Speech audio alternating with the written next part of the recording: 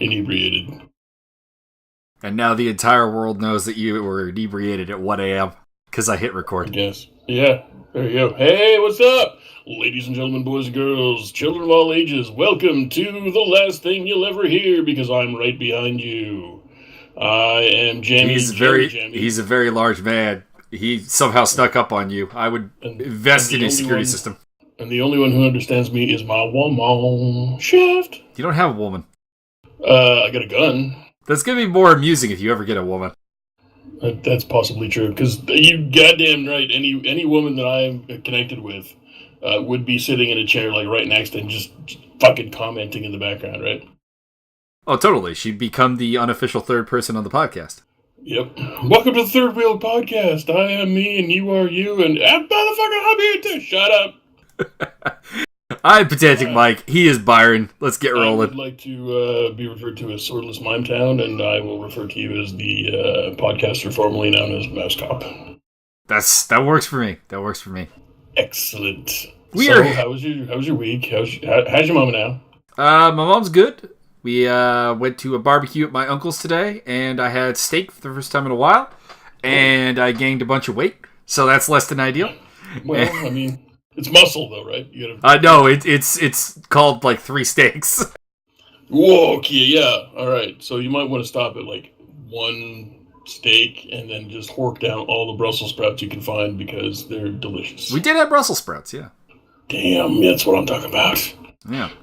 Tomorrow, I'm putting ribs in the oven, and there it will be followed up with some asparagus. I will probably also have ribs tomorrow. Either ribs or shrimp. We'll see what I'm feeling. Why not both? Because aforementioned, I had 3 steaks today. I mean, yeah, but you're gonna go and you're gonna lift like 75,000 pounds over your head tomorrow and like work the fuck out. No. And also, Mike's uncle is Bill Murray, confirmed. He's not Bill Murray. His first name's Murray, not his last name. Oh, I was totally confused. It's not. Please tell me it's William Murray, because that would be funny. That would be funny, but no, that is his first name. Indeed. So, the week in wrestling, we have watched 205. We have watched NXT. Well, I've watched NXT. I don't know about you. I have seen NXT. I watched ROH, and we collectively have watched the first day of the Best of the Super Juniors with Japanese commentary, with Japanese Jeff apparently on commentary. Yeah, that was fucking hilarious. If anybody not in the know, we know a guy named Jeff, to which we continually do the 22 Jump Street, hit him, Jeff! And, yeah, Jeff has a particular kind of comment. He has a kind of mumble sometimes, and he can't really, So that's kind of Jeff. But there was this Japanese guy. I'm sure that was Liger doing the thing, because you didn't notice it until after Liger's match. That's true. I'm pretty sure that was Liger. Liger Jeff. Thunder Liger Jeff. Yushin Jeff Liger.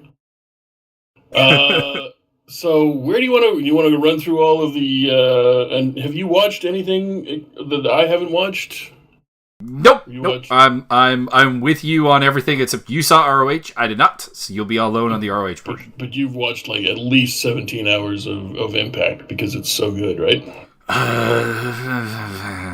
That sounds like a maybe. Put a pin in the maybe slot there. So let's start off with, I guess we'll just start off with 205 Live. 205 Live, baby! Before we start, I guess there's maybe some news here or there, because we're not watching Raw or SmackDown. I didn't even bother skimming it over. I heard that Samoa Joe did an excellent promo on SmackDown, but I mean, that's Joe. I expect that. Right? I expect damn right perfection. Every time out of the box, and then they're going to make him the jobber to the stars. Apparently, your boy, Randy Bortons, has had successful knee surgery.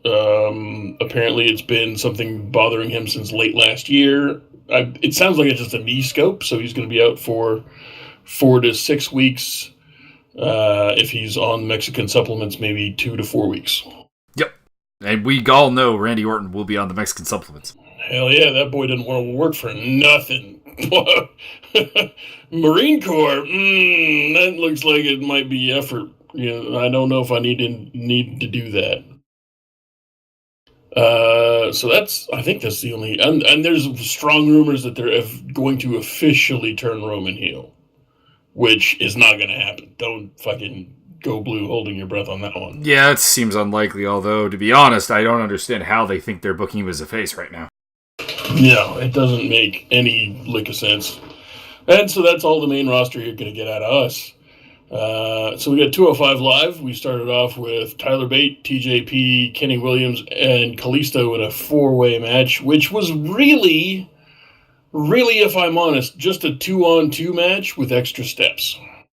Yeah, you're definitely not wrong on that account.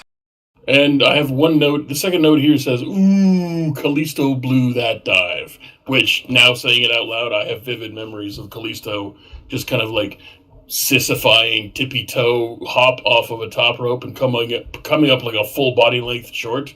I think it was on Kenny Williams who was on the outside. And I could be wrong about that, but whoever he was supposed to actually jump onto had to dash forward and still came up short because Kalisto was bad at his job. Yeah, that about sums that up. My notes read Kenny Williams, British Kushida. Pretty much, yeah. Kenny Williams is pretty good. I will give you all of that. I got a couple notes here. Is the pacing of this match is weirdly clunky and oddly mid-speed. And final note says, so many hokey, slowly set up spots. These guys have no chemistry. It's pretty much where that match ends, I think. Yeah, I mean, Tyler Bate won. I suppose we should throw that in there. I guess if you have to. He'll lose in the next one, 50-50 booking. Oh yeah, he'll lose to TJP next time out. I believe there was an announcement that Cedric, yada, yada, yada, Bundy Murray will get his title shot. Cedric is defending in his home state. He will lose. It's probably going to be a DQ loss, so don't worry. And everybody looks weak. It's the perfect way to make everybody look weak and nobody gets over. Yeah. Well, I'm hoping with Triple H being more in charge of 205 Live that it will be a win for Cedric. But we'll see. We'll see. I mean, I'm down to see a barn burner. Hey, listen, if Bundy Murray comes out and has a hell of a damn match, and Cedric has a hell of a damn match, and it ends up being like that first Cedric Ali match in the new year, or the, and it's not going to be this, but that first Tony Nese Drew Gulak match from the tournament. If it could be one of those two matches or better than that, holy fuck, will I be happy? Because it's obvious that both of these guys have talent, but they're only allowed to wrestle the same 5 moves, and then you get go home with either a DQ finish or somehow the heel gets a win that doesn't mean anything, and so he doesn't get any heat, and the face looks really weak, so he doesn't get any heat, and then everybody just kind of like jerks off into a cream pie and then fucking sells it to... I'm not sure where I'm going with this. We're just going to stop that right now. I have no idea where you're going with this. No idea. I had a strong finish, but I'm sure it was also going to not pay off the way I wanted it to. the payoff to that storyline was not... that was not Vince Russo-esque. Yeah. Well, cream pie on a pole match! We had a Cedric Ali promo that eventually involved your boy Flash Webster Morgan. Flash Morgan Webster. Same thing. Flash Webster Morgan Webster. Because it's Flash Gordon, right? But Morgan. Yeah, with a healthy dose of Austin Powers. Well, he's dressed like a World War I pilot. If a World War I, like a rich as fuck World War I pilot. Which I'm down with that character, but he's obviously a robot and not used to reading off of a script because he did not deliver his lines in a rhythmic, relaxed fashion.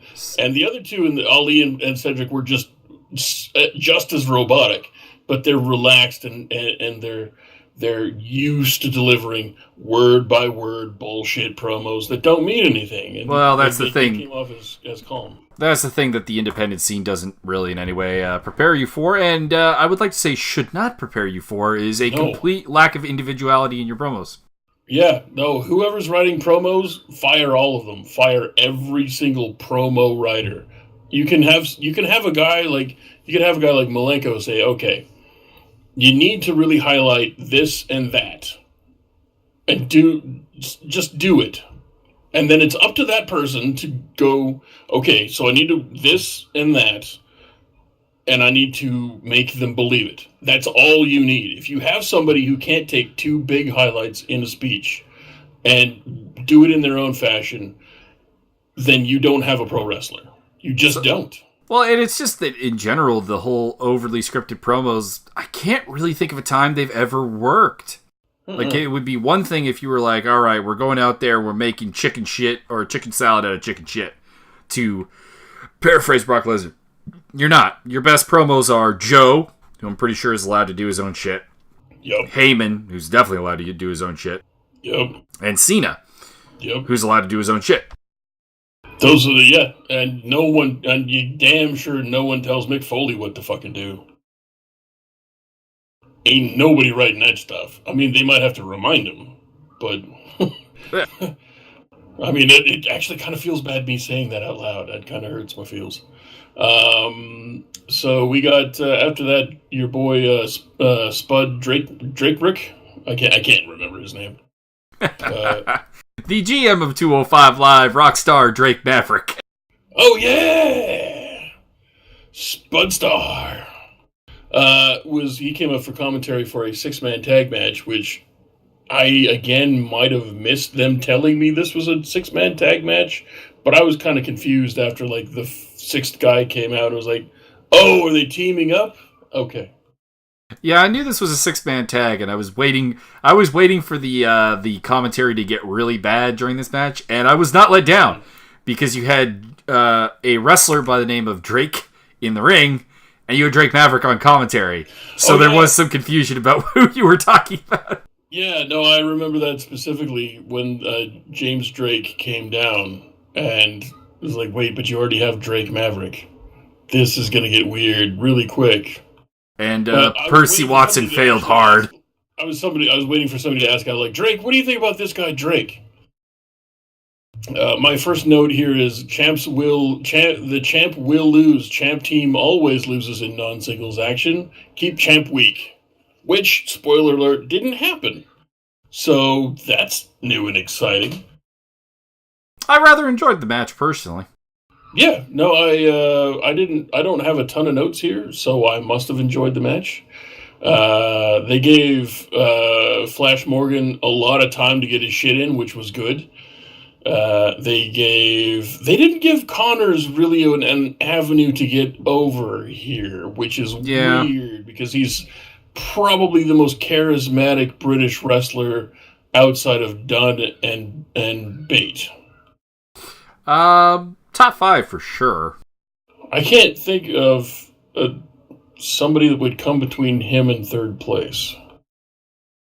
I'm sure. Grado, I guess. Can you count Grado? Grado, definitely. Yeah. But your boy Flash Morgan was bleeding from the mouth during the match. I have a note here that says, weird, champ team won. I thought it had much better pacing than the first match, so things definitely picked up. It was more of a match rather than isolated maneuvers. But they didn't really pick up the pace until like the last third of the match, which by that time I really wasn't paying attention. I just remember being kind of okay with how it finished off. I also enjoyed General Gulak talking to Drake and Connors and be like, all right, you know the game plan. We're not going to let them do any flipping shit, any kind of twisting shit, any kind of twirls. Exactly. He was very good. I like the fact that he was able to do that. He didn't take center stage in the ring, but he took kind of center stage personality-wise. And that's pretty much 205 Live. Yeah, it was not a bad show. I didn't feel No, it like I wasn't wasted bad. time. It was all right. That's about as good as I can say. And then we headed on to the NXT. Your boy Johnny Gargano came out. Oh wait, it's not Johnny Gargano. It's Tommaso Ciampa! Ciampa comes out to Gargano's music. Awesome heel move. Fantastic. They don't do this. I want to say they don't do this enough, but they're so stupid they can't ever come up with this idea. I guarantee you Ciampa's just like, play Gargano's music, you idiots. I do feel I need this feud to go a certain direction, and it involves a black man. Denzel Washington? I require Human Tornado to come out at some point and say, I am going to piss on this bitch. That's graphic, sir. You can't do that with PG like 14 or with a PG like 9 or something. I don't care. I want Human Tornado in my life again. That's correct. There's a big Candice wrestling chant. Ciampa runs down Gargano and this, that, and the other, and the thing, and basically gets real close to calling him a pussy on camera, and Candice snatches smacks him upside the head with a microphone in his hand.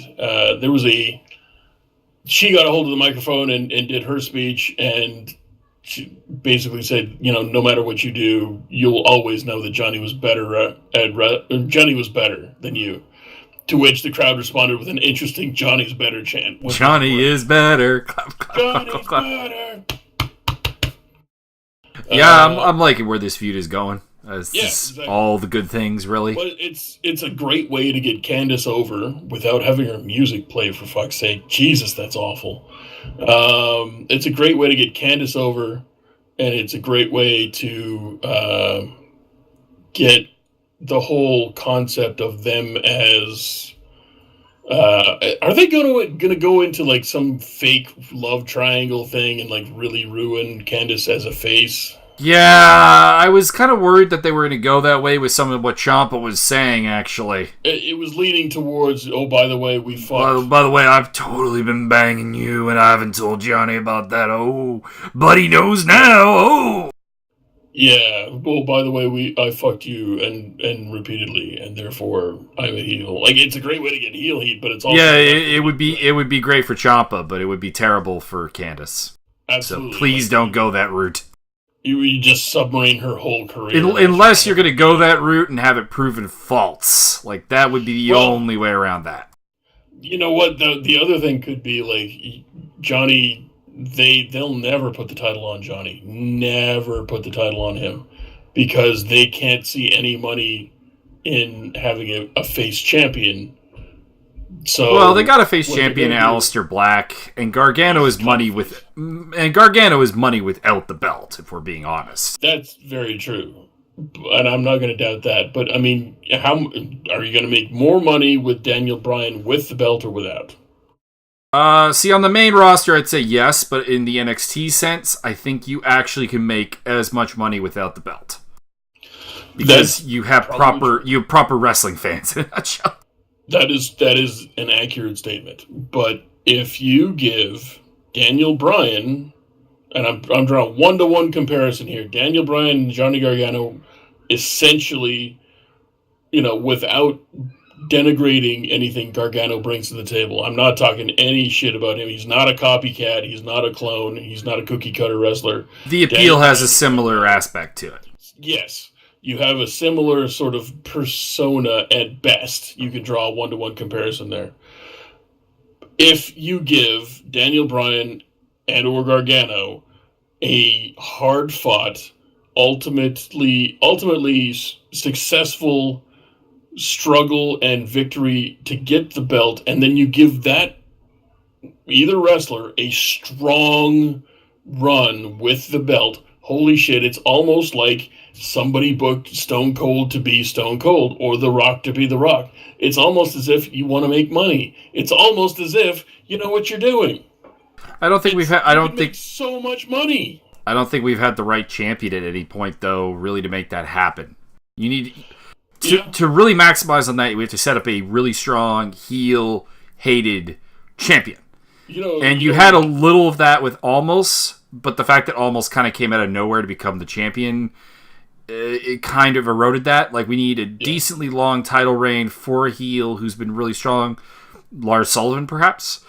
And then you have Gargano be the man to knock that off. But, like, as long as Black is the champion, you got the wrong guy. Yeah. I would agree in as much as you're totally correct, but I would disagree in as much as the crowd would go. That match between Black and Gargano for the title that has to be a 5-star. Oh, I have no doubt. The fact that Gargano would win that match means that he would be just as over as, facing a Brock Lesnar who ate babies on camera. And the other thing is you have Ciampa in this whole mess that, like, you have to deal, I think, with this long-term feud before he goes for the title. Either you could do that, or you put the belt on Ciampa and merge the two. Exactly. Feuds. Say they hold Gargano off TV. Because he's injured for a long time, and you have Ciampa go on like a month-long reign of terror, which leads into a month-long push to the belt, which leads to him winning the belt, which leads to, well, maybe we'll stretch this out a little longer, which leads to Aleister Black showing up at SummerSlam or something. And then your boy comes back and starts wrecking house and say he flips the script and he starts wrecking Ciampa, and then Ciampa's off TV for 28 days, and you've got that 30-day title defense thing that that Regal and Triple H will play up like a motherfucker. Mm-hmm. So 28 days later, Ciampa shows back up. He's like, no, fuck you, I'm back. Either way, though, I think that this is not the time to push Gargano for the belt. Yeah. But I think you could definitely be laying the groundwork right now. Yeah, I would say that's probably accurate. And that people who show up without having held the belt get just buried. So people who have held the belt get buried too, so that doesn't really fix anything. Bobby Roode, what up? Bobby Roode. Although they put a main card talent or main roster title. Holy shit, my brain. Sorry, I fired a large caliber weapon today, and it was nice. But the problem is that it's not Roode's win-loss record that's the problem. It's not who he's losing to. It's not persona. It's the persona. They don't know how to use him, and I don't think they would know how to use a Gargano or even an Aleister Black. No, they have no idea. It's just because it's kind of similar with Nakamura, who was pretty poorly used, all things considered. I'm enjoying Nutcrackamura right now, but the fabulous ball arm. Fabulous ball arm Nakamura. But generally speaking, not particularly well used. And then, of course, if we want to talk about the most wasted NXT champion of all time, Bo fucking Dallas. Correct. Dude, that guy's got so much potential. Dude, bro. Dude, guy, bro. It's unbelievable how, in my mind, I've booked this with you several times about this whole Wyatt religious cult thing. Mm-hmm. I think that Bo Dallas is easily one of the top 5 most charismatic people on the roster. It's just that he gets no opportunity to show it. He's never put in it. You get brief glimpses, when they were breaking up with The Miz. You saw brief glimpses of brilliance. But they'll never give him a shot. They never will. Never will. And at this point, I'm not sure if the main audience base, aka the kids and casual fans, would actually really even buy him. Going for an upper push. It would have to be transfer him to another brand and then take him off TV for 3 months and just rebuild him completely for promos. Yeah. Huge rebuild project, which they don't do. They never, ever commit to anything. With all of that fantasy booking warfare out of the way, we had Brandy, who the fuck is this Lauren, versus Lacey Evans, and it was barely acceptable. It was okay. I don't really like Lacey's new music. I didn't even know. I like the music better than her old music. It's kind of more of a rock metalish type deal as opposed to the hey, hello. but her like classy lady gimmick, I think actually worked better with the light music, frankly what they were using beforehand. Yeah, I didn't even notice the music had changed. I pay so little attention to her. I know.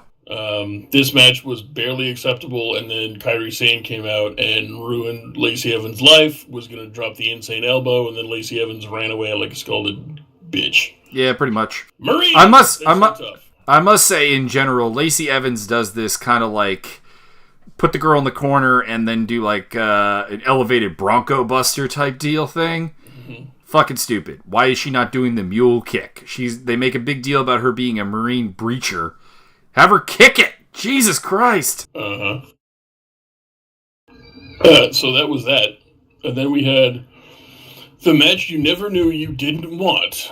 We had the Velveteen Dream versus Ricochet, and my only 2 notes on this are Dream is really dragging this match down. No. We missed that promo that you missed in the middle here. We're going back here for a moment. Yeah. I don't know how I missed that. I think my feed was being really. We briefly had an Aleister Black promo with Aleister Black being Aleister Black. That was good. Yeah. That was fine. Then we had an interview bit with Dakota Kai and Nikki Cross coming in to play the interviewer. That was awesome. Yeah, I enjoyed that. I'm looking forward to all of it. Nikki Cross as motivational psychotic speaker. I'm looking forward to all of that. What are you going for the title? You can't be afraid of Shayna Baszler. Fear is just opportunity. Correct. It's as if somebody went, that whole thing with Rhino and Heath Slater and toughening him up. Let's actually write that. Let's do that properly. Let's write that as if, we had an eighth of a brain in our goddamn head and can write longer than 2 episodes in a row. It's going to be great. It's going to be fantastic. In fact, may I suggest 4, 2, 3, get crazy. Yes. I am down with all of that. Which then led us to the Nicotine Dream versus Ricochet. Yes. I don't know why I found that so funny. I am just that good.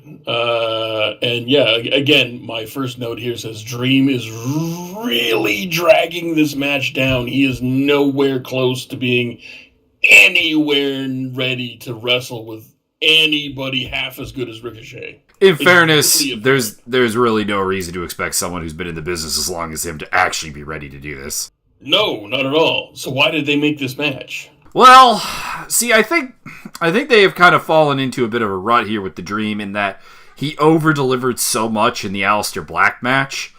Yeah, that I disagree. I don't think he delivered at all in that match. I enjoyed him in that match. I credit Aleister Black much more with that match being as good as it was, but it was a very, very good match. And I think that got them to go, well, this guy's ready, and he's not ready. It's called a track record, you fucking idiots. He's not ready. And to be clear, he shouldn't be ready. Like that's my thing.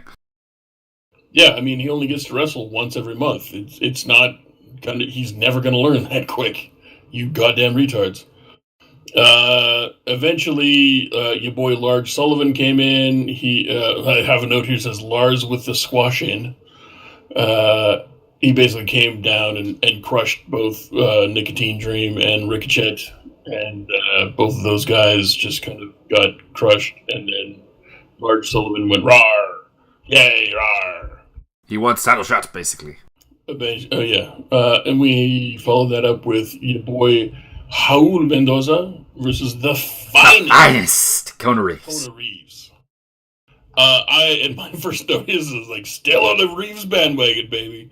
Let me tell you something. Byron is the biggest fan of Kona Reeves, I think, in existence right now. It's very possible. I'm not ashamed of it. He is bringing things to the ring in terms of energy, persona, awareness. Awareness is huge with this kid right now. He is very aware of what the crowd's doing, what his opponent's doing, what the camera sees, what the microphones are picking up. He is very, very aware. And I think that 99.8% of the wrestlers out there are not, and or are conditioned to not be aware. They know what camera to point toward, their face towards. They know what camera to get their move over towards. They know what turnbuckle to stand up on. They can hit their mark for the pyro that doesn't exist anymore. Unless you're fucking Vanessa Bourne, who can't hit any marks ever. That is deeply confusing. It's so confusing. She's a cheerleader, professional dancer. Why can't she hit an audio cue? What the fuck? But that, I think, and it literally, again, just occurred to me probably a minute ago, was that the awareness of Kona Reeves is the key to this whole thing. He tells he doesn't get it completely right. He tells the guy at ringside not to scuff his coat. Scuff is not the right word, but I see what you're going for, and this is what NXT is for. You're allowed to do little things like that. It's not the right word, but you'll get the right word probably 2-3 weeks down the line. And, his jewelry, obviously fake, but they're portraying it like it is the best, that is the finest. It's the finest money can buy. And just the energy. He has actual energy in the ring. You can see him move. You can watch him do things. He sells really well. I need him to start showing up in a car. Yeah. To that it's like a fancy looking car. It's a good looking car, and they don't show the logo because it's actually like some piece of shit. That would be good. It just says they just get a chromed out Reeves logo or Kona Reeves logo with a big R. It's not a Rolls Royce. It's just the one R. It's a Reeves. It's a Reeves. Yeah. It's a Reeves Corvette. But it's just he's just. You can point to things he's not wrestling. There's some wrestling stuff he needs to work on. He's not a fabulous worker. No. His character work is what is selling this. Exactly. He could be, because he needs work. That's what NXT is for. But this, and I've said it before on previous podcasts, Reeves is bringing everything to the table that Dream does not. And that's what, for me, makes Kona Reeves the finest, if I could just work his goddamn shit into my tagline. Whereas the Nicotine Dream is obviously a work in progress. I am higher on the Dream than you, but I definitely understand this train of thought. There's a naturalness to Kona Reeves that is at times lacking in Dream. Yes. You know what it is? I think it's the delivery. That Reeves has perfect delivery. Whether he's saying the right thing or not, whether he's doing the right move or not, it's just the delivery gets your attention, and it's always on point. If maybe he should have done this move rather than that move. Cool. You can say that if you want, but what he did was perfect. There needed to something needed to happen right then, and he did it. Whereas Dream is always, I want to say, a beat and a half behind. Which will come. It'll come along. It'll come along in time. But Reeves is hitting that shit right now. You know what I'm saying? Yep. Reeves gets the win in a somewhat competitive squash match with Raul Mendoza, jobber to the stars. Yeah. And then we moved on to a backstage bit with Ricochet and Dream both going to Mr. Regal's office. Because they want Lars Sullivan. They want that Lars. We're going to get that Lars. Then we had a little bit of a back and forth between TM61 and Heavy Machinery. They're going to have a match next week. This is really kind of pointless because of just how badly Heavy Machinery's been booked lately. Yeah. Well, same for TM61. Well, we had this discussion before, whereas I think TM61 is misused if they're going to go the heel route, but can still be good. Heavy Machinery is at this point been kind of denigrated to jobber status, and that is really bad when you have two very big dudes who are quite good in the ring and are over as fuck. Have been doing great character work. I don't get I love Rowan Hansen. Do not get me wrong. But to use Heavy Machinery as kind of a squash match for them is a fucking waste. Yeah. And you know what? Putting the two of them in the ring really, really, really put a giant spotlight on some stuff for me. War Machine is already stale. They're what, 2 matches in? Have they had more than 2 matches? I think they've actually only had 1.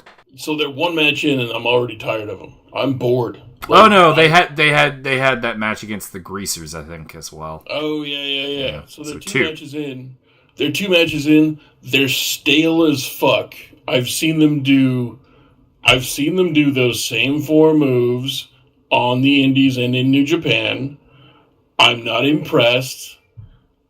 And I've seen them do way better stuff on the Indies and in New Japan. So again, not impressed. Well, we're kind of at WWE syndrome, where we're gonna break your moveset down to about 5, maybe 6 moves, and that's your match. You're gonna hit the Ace 10 Mao, you're gonna hit the Whoopee Cushion, you're gonna hit Fallout, and then you're done for the night. Whereas when you put them in the ring against Heavy Machinery, Heavy Machinery are way bigger than them, just physically. It's an unbelievable difference that I was not taking into account until I saw them next to each other. It's fucking weird. Oh, that was I remember telling you that was my major concern when they got signed. They're big guys on the Indies. They're not going to be big guys in WWE.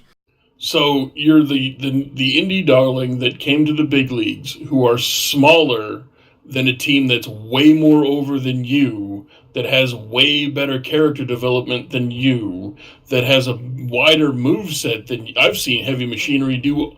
I don't remember seeing Heavy Machinery do. Yeah, they've got I think they've got 3 moves. They always do, but outside of that, it's always different. They always mix in something new, something different. Maybe it's something you saw 3 or 4 weeks ago, and then they brought it back now, or it's something you haven't, like when he did he pushed that, when Dozer pushed Fuckboy number 2 way up the turnbuckle, backed him in and then walked him up the fucking turnbuckle.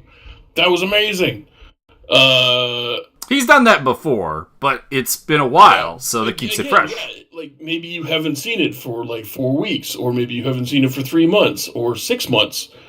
So you're coming into an organization where they've got a team that is clearly a ripoff of you, that is moreover better. I don't know about better in the ring. You can have that discussion if you want. War Machine, I think, is definitely the better of the two. Yes, but considering that Heavy Machinery is so green, I mean, the fact that the difference is not tremendously stark is, I think, a proper testament to Otis and Tucker. I would agree. I would say that War Machine is better in the ring, but Otis and Tucker are better at the WWE style. Which makes me feel gross. I'm going to have a drink here and cleanse my whole But anyways, my point with this is that what the hell is the point of this feud? If TM61 goes over Heavy Machinery, so what? It's a jobber feud. If Heavy Machinery goes over, what the hell does that say about TM61? Yeah, we're going to bury the Noah champions. That's fine. I don't understand how TM61 didn't just go to main roster. That doesn't make any sense. Because outside AJ Styles, no one does. Still doesn't make any sense. I didn't say it made sense. I said it made consistent. I said it was consistent. It doesn't make any sense, you fucking bastards. So, yeah. Which led us into our main event of the evening, which was the Britt and Bruisers and Pete Dunne versus the undisputed thingamabob that doesn't make any sense. This was fucking good. This was fucking good. I got 2 notes. One note says, "Fuck, that was good stuff," and my second note says, "All the tandem and trio stuff, yeah." We had a triple submission spot that always gets my dick hard. We had. I never thought that a wheelbarrow DDT double team move would be so cool. But congratulations to Birch and Lorcan for making that awesome. Yeah, also, I love the fact that they held Lorcan out to do the hot tag. Fuck! Lorcan's the best hot tag in the business. Jesus. European uppercuts for fucking everyone. I will make you eat a ton of shit. You are going to regret me being the hot tag. He sells it so well. He comes in and he just starts obliterating people, and you buy it because, I mean, that one time he broke Hideo Itami's nose. Yeah, there is something borderline reckless about his style, but it's great to watch. It's fantastic. He's every time I watch him work, I'm like, oh, that's gonna hurt really bad. Oh, that's not good. No, you might have some heat. You might do some jobs after this one. Yeah, this was great. This had all of the double team stuff, all the trio team stuff. It was fantastic. And I like that Burch got the pin on O'Reilly to give the win over the Era. That's awesome. Yeah, I mean, if you really want to, one match. You got one match. You've got one person on a 3-man team that is not on a level with the other two in regards to maybe being as over as they are. This is the match to do that, and they did it perfectly. Like, you need to get Burch on the same level as Oney Lorcan. You can't get him as high as Pete Dunne, but you can try. And I think this match did that brilliantly. Yeah, I think it was a fantastic match. It was a great way to end the show. Go watch it. It was really, really good. Yes. It showcased really, I think, some of the better workers in the business right now. And the only hope I have is that Lorcan and Dunne keep riding this high and don't go back to being a jobber tag team. Yeah, and again, that's sort of the beauty of NXT, where we were just talking about TM61 and Heavy Machinery. They're way more over. Those two teams were at one point way more over than the Brit and Bruisers. But it only took the Brit and Bruisers 3 matches, and they were the new best tag team in the company. This tag team division has a tremendous amount of potential with, War Machine, who we did just kind of crap on a little bit, but they're there. Heavy Machinery, TM61, Oney Lorcan and Danny Burch, Roddy Strong and Kyle O'Reilly, or Bobby Fish and Kyle O'Reilly if they go back to that tandem once Fish is healthy. We've said it before, we don't feel the Street Profits, but the crowd does, so they're in that mix. I'm willing to turn the corner if they keep doing things like they and hey, maybe this is a tribute to Heavy Machinery. What that match against Heavy Machinery was the best match I've ever seen them have, and I'm willing to accept whatever from the Street Profits if they do those things. You need more fucking character. You can't just be the random yabos dancing around and shaking your dick and eating giant fucking bowls of horse fucking crazy glue. You cannot be Kenny King tagging with Kenny King. You can't be. It's fucking gross. You can be the All Night Express, or you can just be Kenny King. Jesus. So I am going to now expound about ROH. Go ahead, sir. I will ask questions as I have them. Excellent. Our opening match was Kelly Klein versus Madison Rayne. Yes, that Madison Rayne. The one who is foolishly banging Josh Matthews. Correct. So sad. My only note for this match is clunky. Kelly Klein is always pretty clunky, and I haven't really gotten behind her hype machine. Yeah, no, I don't. I saw her, mechanically, she's quite good. I'm not going to shoot that down. But it's as if Madison Rayne... I think Madison Rayne phoned this in from, Tahiti. Madison Rayne has never been a great worker. She's a pretty girl, yeah. That's what she is. Yeah, but if that's going to be the case, then I need your they keep calling Kelly Klein the gatekeeper. That's her nickname. If that's the case, and you got Pretty Girl coming in, and you want to put... Kelly Klein got the win.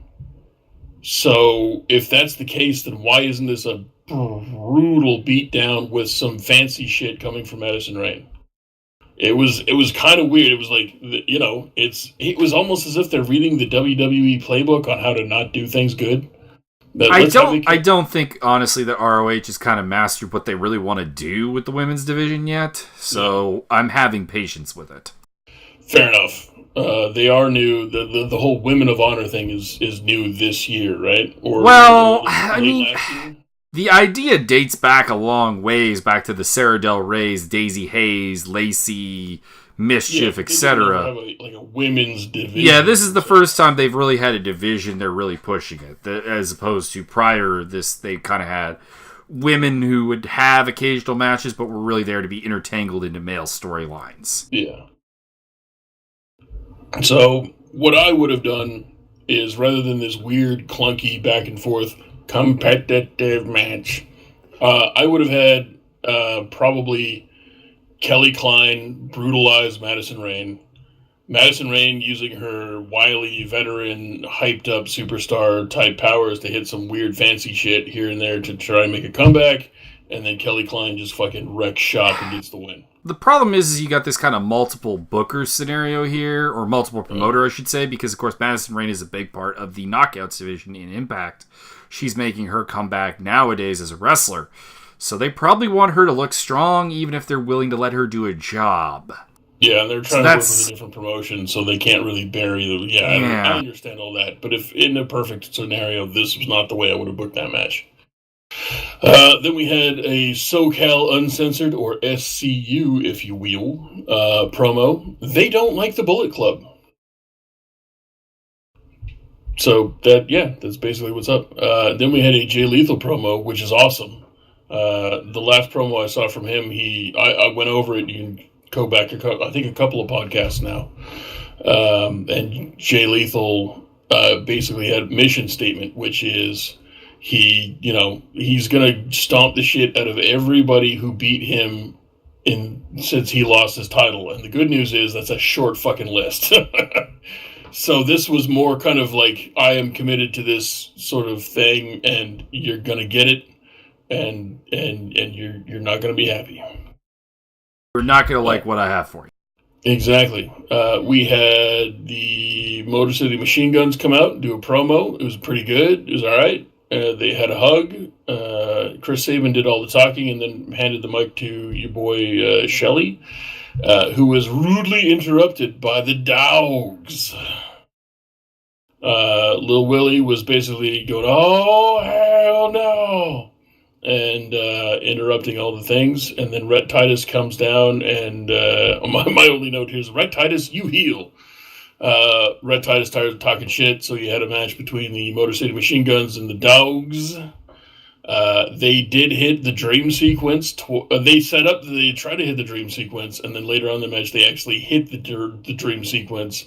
And your boy Ian, Richard, and Bonnie called out the Backseat Boys by name. It was awesome. So yeah, it was. I would recommend just tracking down this whole shenanigans to watch that specifically. The dream sequence is awesome. It was a lot of good, really, really good tag team stuff. There was, you had two guys against two other guys, so you sometimes had two guys on one guy, and you had double team maneuvers, and oh my god, it's almost as if they know what they're doing and booking things correctly. Holy fuck. I believe I don't have it written down, I never write down the finishes, but I believe your boys, the Motor City Machine Guns, got the win after the dream sequence, successfully. And it was good times.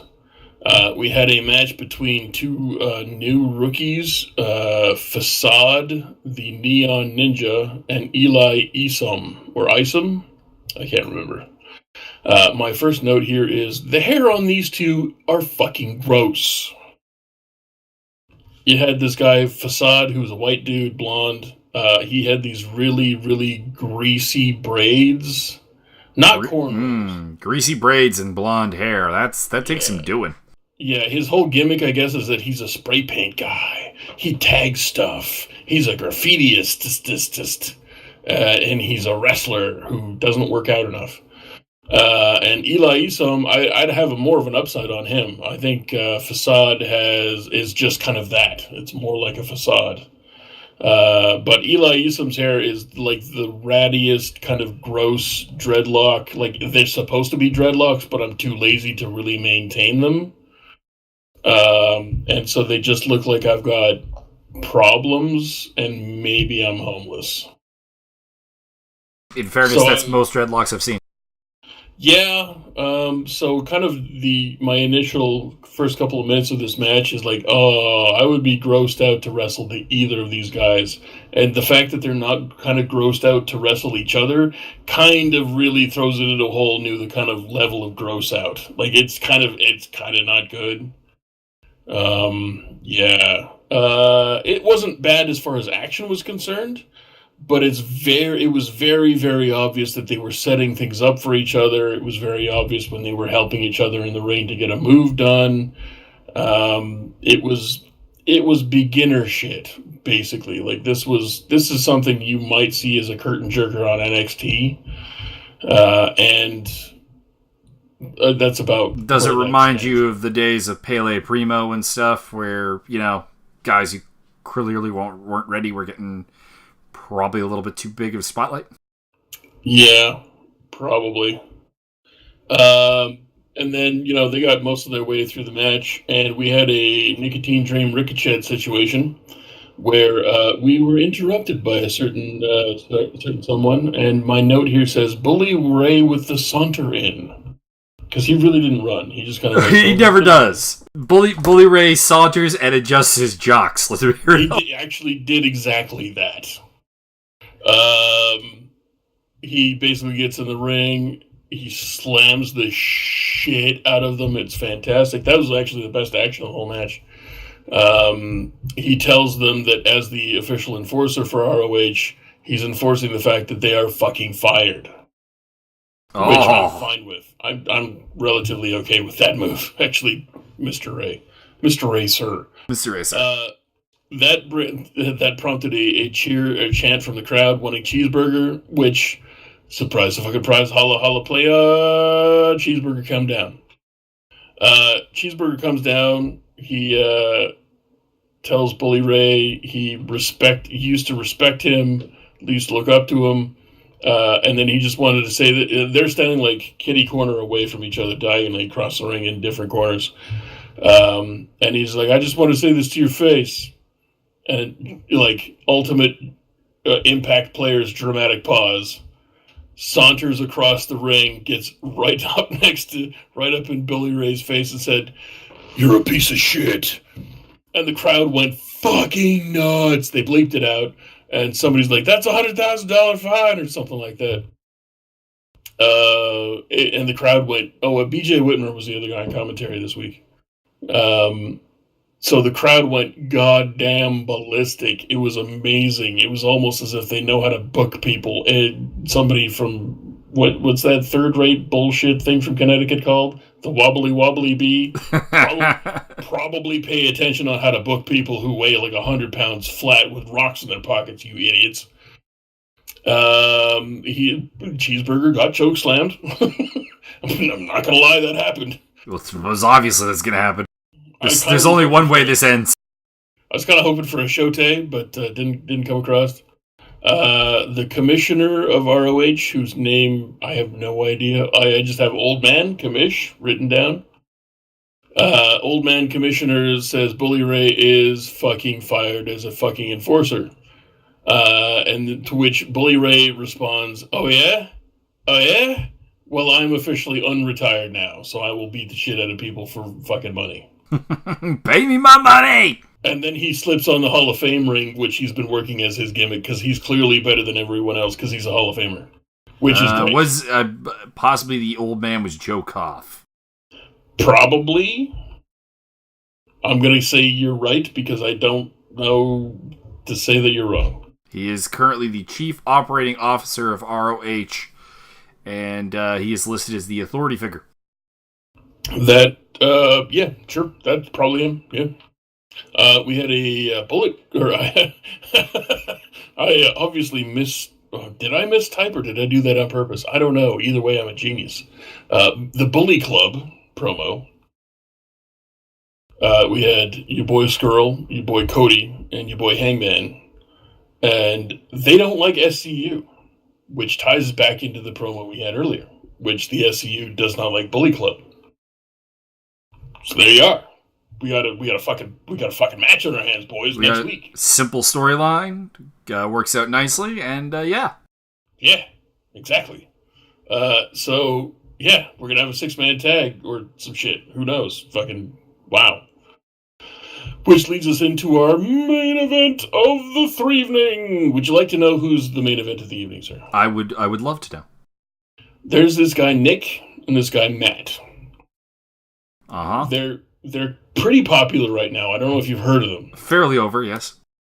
They kick people a lot. They have a certain kick party, is what you're trying to tell me? They're known as, I believe it is the Jungian Bucks. Them Bucks, though. And they were up against these other guys. They were really weird looking. They hadn't shaved in a while. They may or may not have chicken feathers on them. I believe they were referred to as Dem Boys. Dem Boys. You saying they may or may not be slightly redneck? A little tiny bit, yeah. Tiny bit redneck. Like to drink, like to smoke, like to shoot stuff. There may or may not have been some kung fu. There may have been some Mark Briscoe chicken kung fu! Indeed.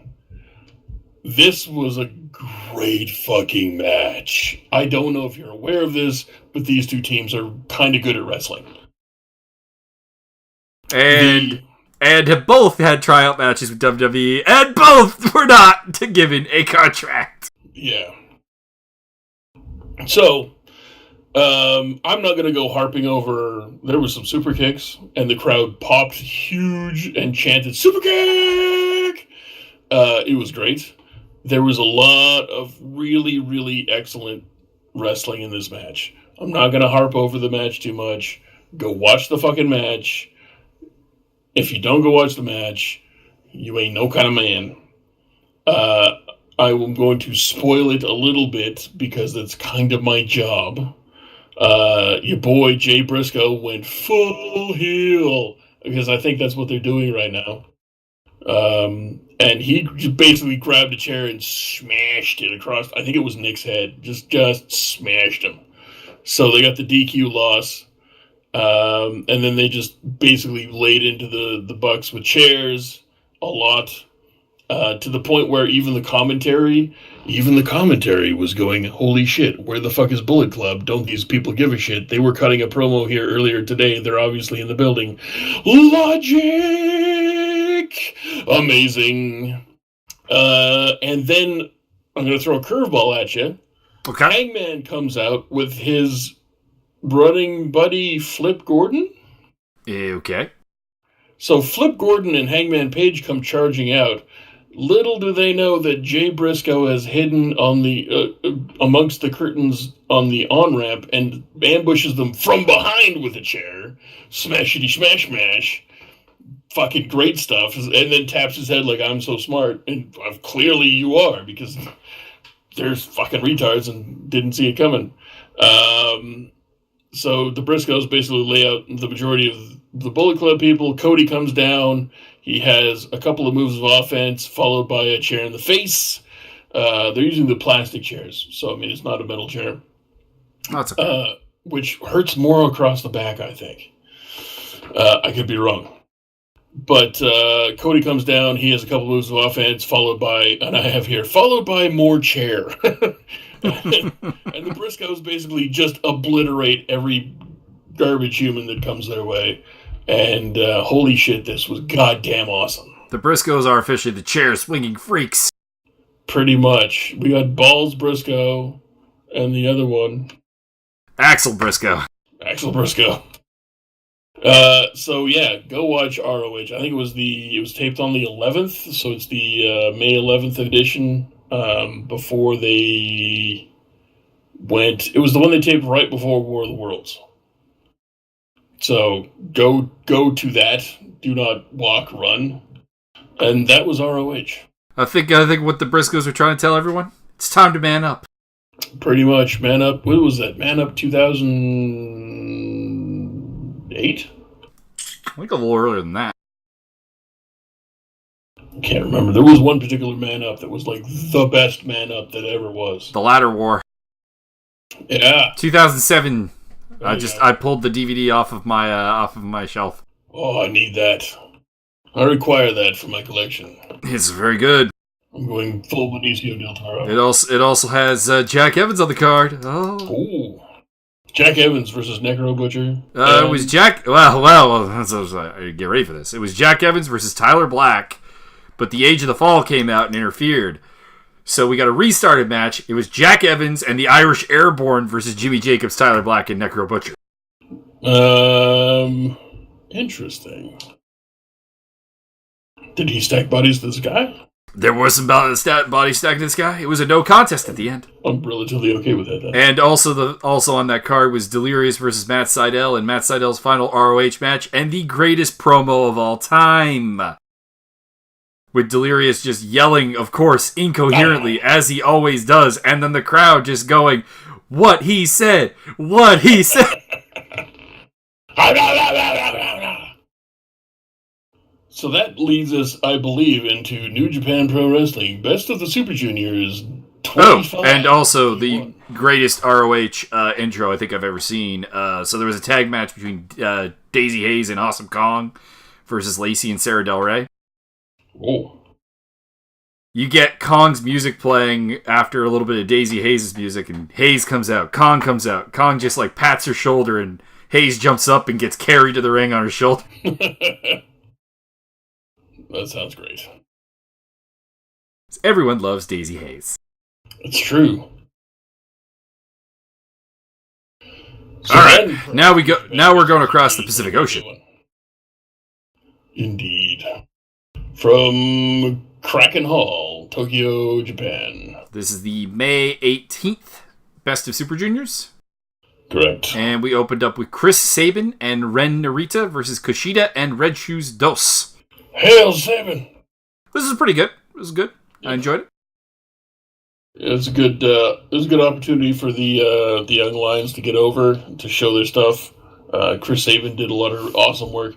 I don't remember Kushida doing a ton. Am I right about that? Not a ton. Red Shoes Dos definitely carried the match for his team, and eventually fell to Cradle Shock, which still I love that move. It is great. I did mark out. Like, holy shit! I haven't seen that forever. Cradle Shock, yeah.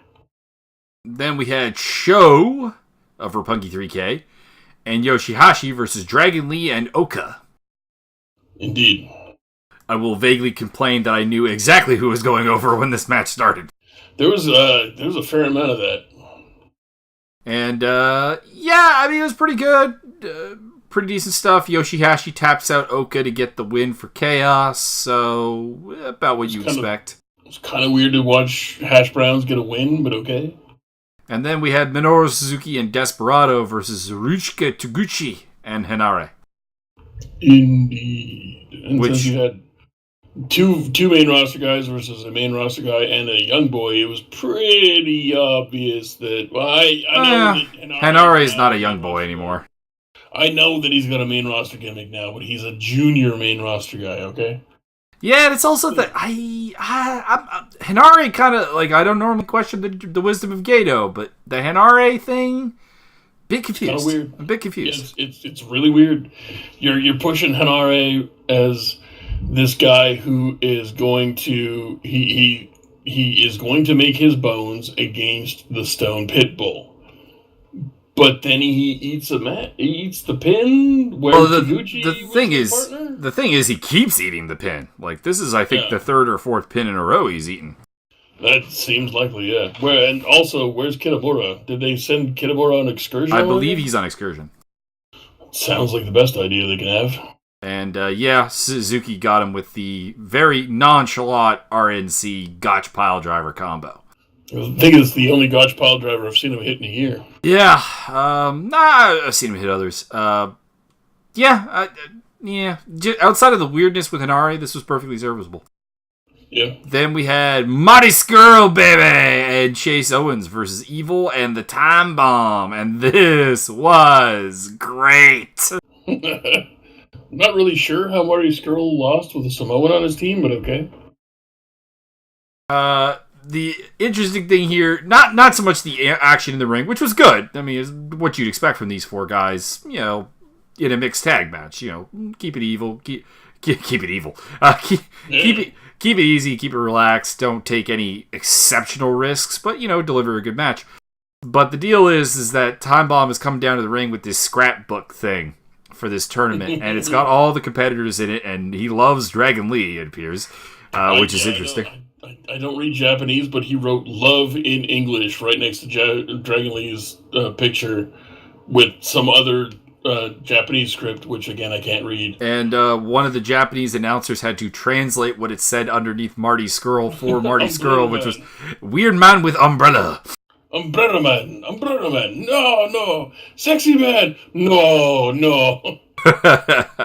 So that was fun, and Skrull at one point stomped a Daryl that a lady in the crowd had, and Time Bomb came in to give it back to her, and it happened again a couple of times, and didn't Hangman snatch it away from her later, and then they fucked it with the Daryl doll? Well, it was Chase Owens who snapped it, not Hangman. Oh, right. Sorry, yeah. I mean, they're obviously the same because they're white. Totally the same guy. Yeah, this was just a well-worked comedy match that in no way undermined any of the 4 participants. That's fantastic work. Yeah, and I mean the heels did really great heel stuff by snatching that not once but twice. I you gotta suspect that she was a total plant, but it was it. In Japan, in Japan she might not have been, to be honest. That's kind of the weird thing in New Japan is they have me believing that this kind of shit can happen to a random member of the crowd. And I'm pretty sure it does. I mean, there was one guy who had nailed in the fucking head with the goddamn barricade. Not to mention every fan who gets water spit on them by Archer. Yeah, you can't tell me they're planting so many people for KES to show up and spray with water. Because that's a good 200 people. Exactly. So, yeah, I would like to really believe, and I officially will now believe, that was not a plant. It just happened. The lady in front row had a Daryl doll. And then they just kind of like, oh my god, the heels did real heel stuff. It's amazing. It's almost as if they hired professionals. Wobbly bee, take note. And it was during this match that I realized how desperately I want to have a Kona Reeves versus Time Bomb feud. Yeah. Who's got the craziest jacket? Who's got the craziest hair? Who's got the craziest hair, jacket, and the most swagger on the way to the ring? So much swagger. This can you imagine if they were a team? Like this was like twins? Team Swag. And I know Swag has gone out and everything, but this would be one of the cases where that could come back. But since Swag is not a thing and is to be shunned, those two guys could get away with it. Because A, they'd be heels. B, they wouldn't give a shit. And C, you can go fucking suck their dick. Yeah.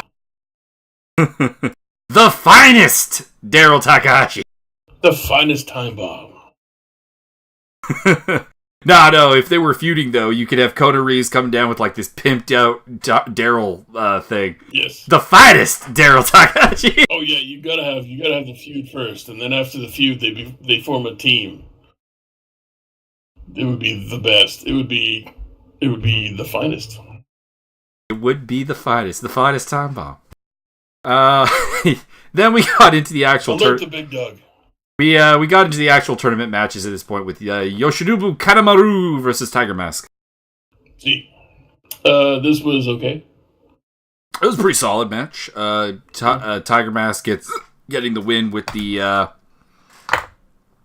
in a nutshell, the veteran Guile, frankly. Yeah. I was happy to see Tiger Mask get the win. It's been I don't remember ever physically seeing Tiger Mask get a victory on his own. Because he's always in like 3-man tags with Liger and a young boy, or Liger and Taguchi, or Liger and whoever, like Finley, Nagata, Finley, fucking Juice sometimes. The Juice. And so yeah, it was good to see Tiger get a win. And Kanemaru did a pretty good job, and that's pretty much all I have to say about that match. Then we had a really good match between Flip Gordon and ACH. Correct. This was the spot fest of the night. Flip Gordon did this run up the barrier onto an elevated part of the entranceway and crossbody back. or moonsault back. And then there was a bit of a thing out in the crowd where he hit a crossbody and ACH as well. There was a standing shooting star press, which was it was a little bit of the ROH or the New Japan moment of the day, where I kind of thought that could be the finish. But ACH wound up winning, so that kind of makes sense.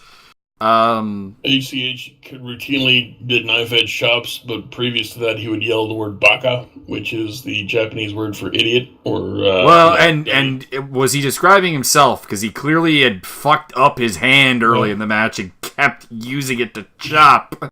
And half the time he would yell "baka," and then Flip Gordon would duck. It was like, I hear it coming. I'm just gonna duck down. So, I mean, yeah, it was a weird, kind of really weird meta wrestling thing. It was kind of cool. Yeah, so HEH gets the win, joins Tiger Mask at the top of the standings, and then we had Bushi versus Yo. This one I thought was actually the best of the 4 matches, but I could see people thinking that the one we haven't talked about yet being the best. You mean the 2 we haven't talked about? No, just the one. Bushi and Yo was the co-main. The main co-main or the co-co-main? Co-co-main. Coconut. This was really good. There was Pearl Harbor in there, and also one of the greatest fucking bridges I've seen in a while. Congratulations, Mr. Yo. Mm-hmm. Fantastic win for him. Also, Bushi looking dapper as all fuck. That was pretty cool. Yeah, he had a great, tri-level mask where he had this weird kind of flary, fuzzy, spiky thing covering half his face. So, anybody's not familiar with Bushi always wears a mask over his mask coming down to the ring. In this case, he had this weird Phantom of the Opera, hairy, fuzzy, flappy thing on one side over his overmask. So it's a tri-level mask at this point, and he pulls it down to reveal this bionic Kano-type eye from Mortal Kombat.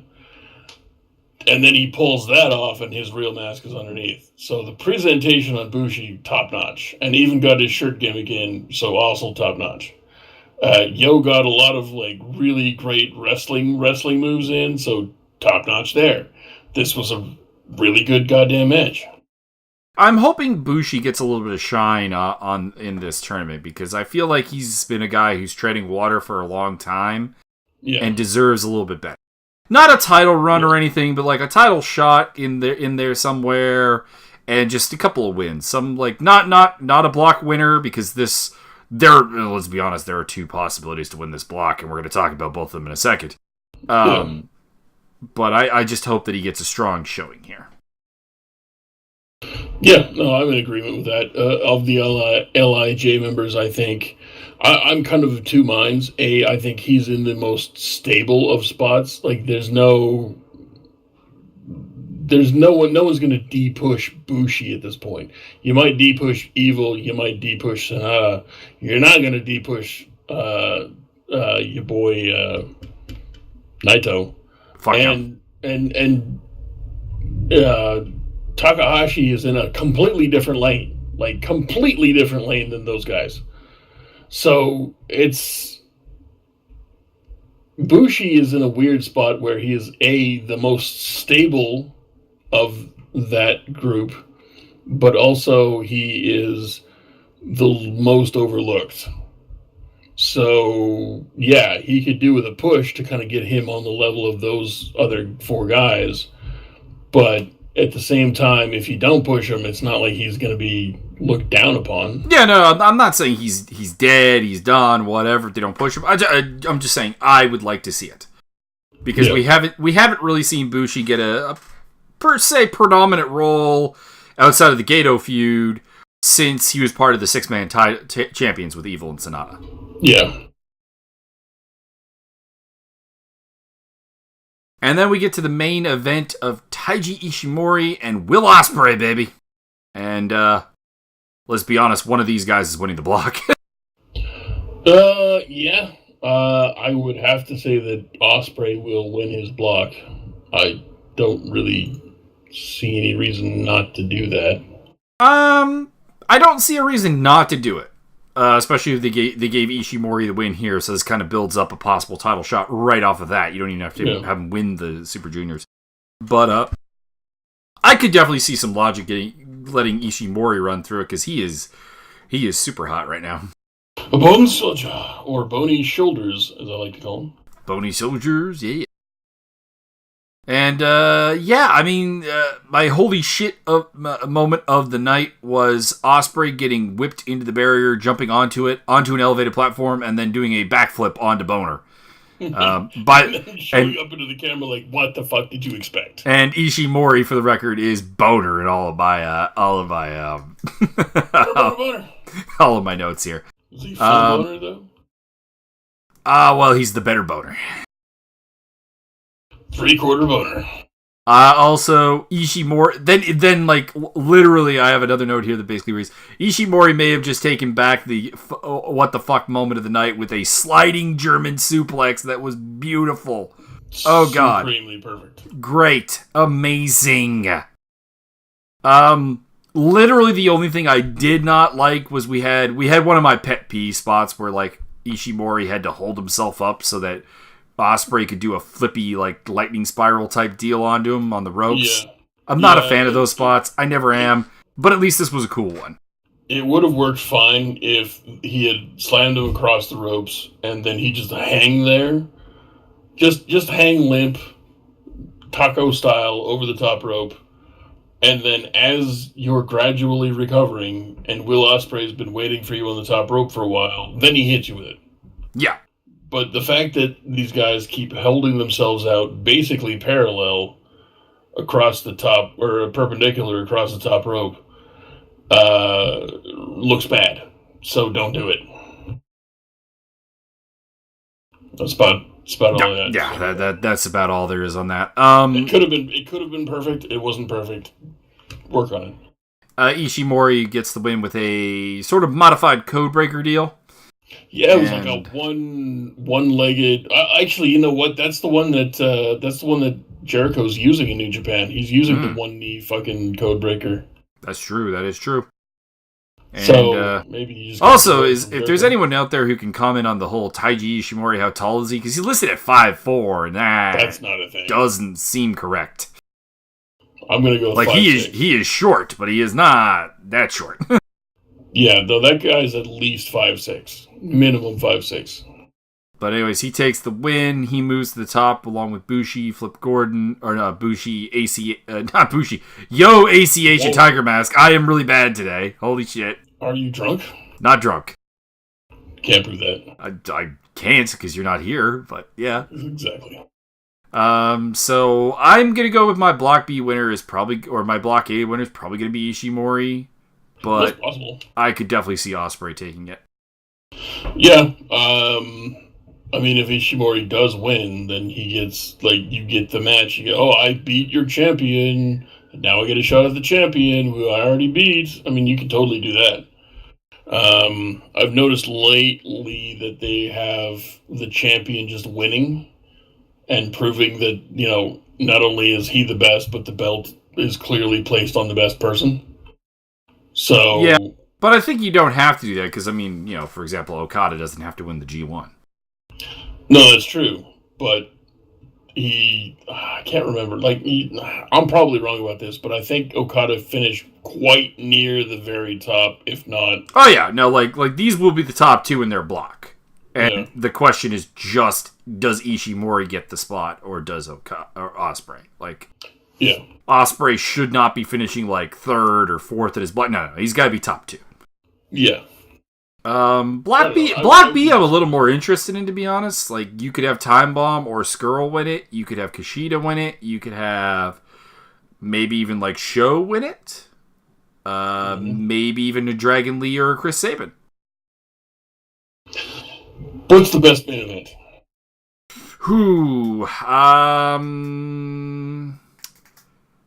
Of the available talent, I would say Ospreay versus...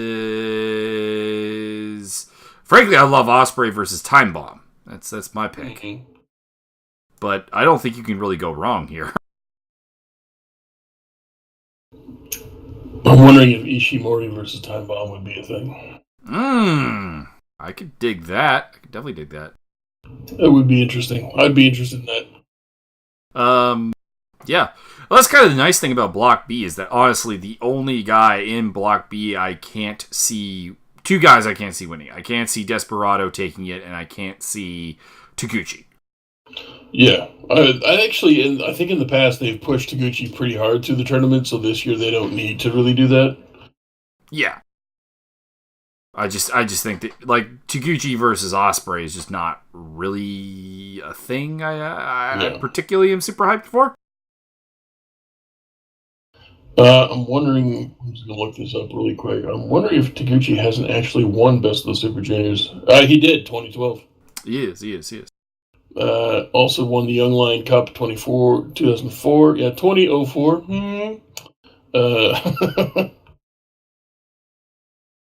What else is there? He's been IWGP Junior Heavyweight Champ twice, IWGP Junior Heavyweight Tag Champ 6 times. One was the El Samurai 4 times with Prince Devitt, and we with have in fact 4 former Best of Super Juniors in this tournament: Kushida, Ospreay, Taguchi, and of course Tiger Mask. Can we alert the Big Dog that he needs to be running a Best of the Super Seniors tournament? I mean, that would just be Tiger Mask. Yeah, but it'd still be funny. True enough. Anyways, that's the New Japan action we had. We had the ROH, we had the WWE, and do we have any final thoughts? There was a news article that I had briefly remembered about halfway through, and now I've forgotten. And I suppose in other wrestling news, I'm turning heel. That's what's happening. Apparently. I'm going heel in the sim, apparently, and I will bloody up Byron at some point. Yeah, but I'm going to win because I'm very attractive. You are very over. You are the more over of the two of us. I'm just crazy. It's so weird. Now, mind you, when I'm kicking Jack Evans' ass, I'm over. That's correct. What if so if the Big Dog is listening, or you report back to him... He's always listening. Stooge. Like a stooge. He listens. He's a view. What if I start using Jack Evans as a human shield?